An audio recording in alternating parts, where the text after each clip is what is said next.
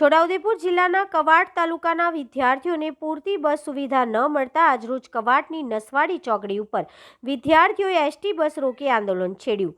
છોટાઉદેપુર જિલ્લાના કવાંટ તાલુકામાં એસટી બસોની સુવિધા પૂરતી ન મળવાના કારણે વિદ્યાર્થીઓ રોષે ભરાયા હતા, જેને લઈને આજરોજ 100 જેટલા વિદ્યાર્થીઓએ એસટી બસ તંત્ર સામે ભારે સૂત્રોચ્ચાર કરી હોબાળો મચાવ્યો હતો। પૂરતી બસો સુવિધા ન મળતા વિદ્યાર્થીઓને ખાનગી વાહનોમાં આવવું પડે છે। ખાનગી વાહનોમાં આડેધડ પેસેન્જર ભરતા હોવાથી વિદ્યાર્થીઓને જીવના જોખમે મુસાફરી કરવા મજબૂર બનવું પડે છે, જે અંગેની છોટાઉદેપુર એસટી બસ વિભાગના અધિકારીઓ નોંધ લે તે ખૂબ જ જરૂરી છે। અગાઉ માર્ચ મહિનામાં આવતી પરીક્ષાને લઈને બસ સુવિધા પૂરતી ન મળે તો વિદ્યાર્થીઓનું ભવિષ્ય જોખમાય તેમ છે।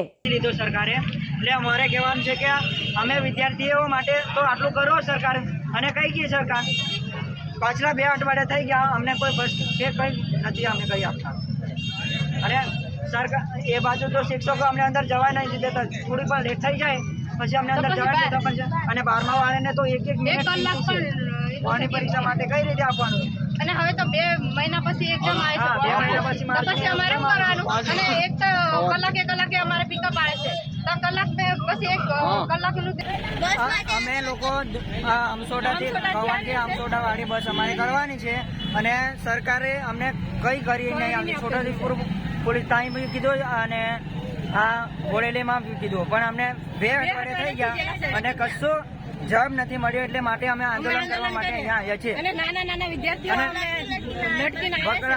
પ્રાઇવેટ સાધનમાં બકરા ને એવું બધું નાખીને આવે, અને કાલ ઉઠ્યું વિદ્યાર્થીઓને કંઈ પણ તકલીફ થઈ તો એનો જિમ્મેદાર કોણ લે? એટલે માટે અમને સરકારી બસ કરી આપવા અમે વિનંતી કરીએ છીએ સરકારશ્રીને। બસ શું નામ?